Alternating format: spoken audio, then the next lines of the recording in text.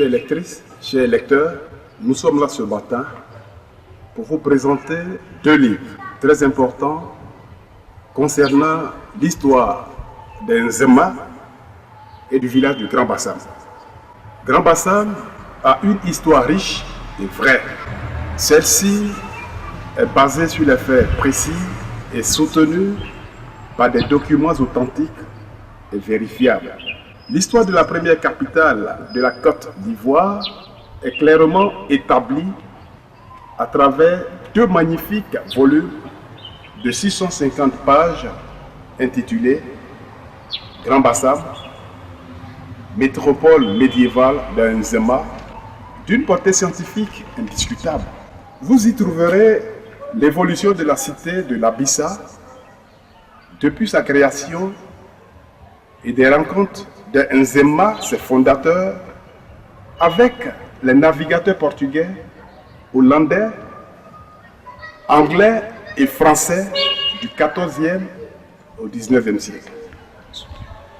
Dans ces deux tomes, édités par le CERAP, il est publié tous les traités signés entre la France et les peuples Nzema, Krou, Agni, Ebrié, Adjoukru, Aladjan, Ndénian, Bron, Malinké de l'Empire de Congo, du Djimini, du Laou, du Fresco et des Mbato de 1698 à 1894, ces décrets et traités ont façonné ce pays, dont celui du 10 mars 1893, signé du président français Sadi Carnot, portant création de la colonie de Côte d'Ivoire.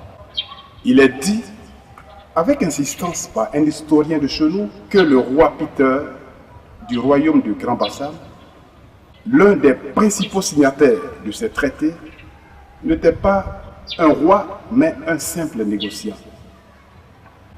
Il faut rappeler à cet historien que les rois du littoral atlantique étaient tous des négociants qui traitaient directement avec les navires européens. Nous disons bien tous, sans exception. Alors, l'on se demande avec quelle autorité Peter, qui n'était pas roi, a-t-il signé en 10 ans, de 1842 à 1852, seulement 2 ans avant sa mort, 4 importants traités. Ceux du 19 février 1842, du 28 septembre 1843, du 7 mars 1844 et du 24 février 1852.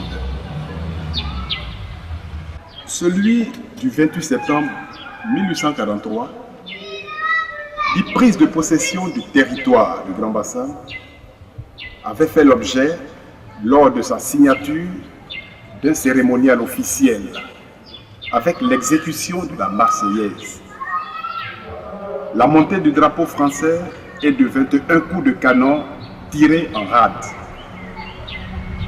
Le roi Peter était un Nzema de la famille des Ndjouya.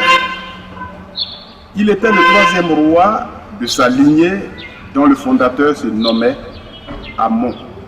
Sur le roi Peter, de sa lignée, de sa prise du pouvoir, il existe un rapport d'enquête que voici, qui ne souffre d'aucune confusion, effectué en janvier 1850 par le lieutenant de vaisseau Amédée Cornet, du vivant du roi Peter lui-même, et confirmé par les historiens chevronnés que sont Paul Abdje et Bernard Schneiper. Tous ces documents existent et sont consultables aux archives nationales du Sénégal à Dakar. Il est temps, grand temps, de mettre fin aux amalgames, aux contes-vérités et à la mystification. On peut dire l'histoire sans raconter des histoires, car l'histoire se nourrit de vérité. Grand Bassam, métropole médiévale de Nzema, contribue à rétablir cette vérité historique sans parti pris, mais avec honnêteté. Ces ouvrages, vous pouvez vous en procurer au prix de 15 000 francs au Serap, à la librairie Carrefour à Cocody et à Grand Bassam près du marché chez Niamké au 21 30 27 60 et au 49 00 15 15. Grand Bassam, métropole médiévale de Nzema, offre une opportunité unique d'avoir des documents exceptionnels jamais publiés. Sur les croyances, il montre comment, après plusieurs tentatives infructueuses, le catholicisme s'est implanté à Grand Bassam le 28 octobre 1895 par les révérends pères Alexandre Amar et Émile Bonhomme, avant que celui-ci ne poursuive son périple à Memni, deuxième lieu d'implantation du catholicisme après Grand Bassam. On y parle du harisme et de son fondateur William A.D. Harris, de son emprisonnement et de son expulsion en 1915 par le gouverneur Angoulvan. On n'oublie pas l'islam avec Cheikh Ahmadou Bamba, le fondateur du mouridisme. Du sport, il en est question.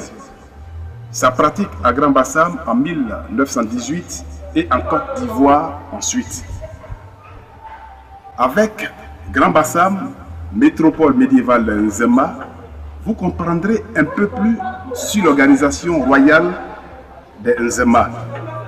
Vous saurez davantage sur les 7 familles, l'Abissa, la cosmogonie et bien d'autres sujets importants. Étudiants et chercheurs, ne ratez pas cette belle occasion de connaître l'histoire vraie de Grand Bassam.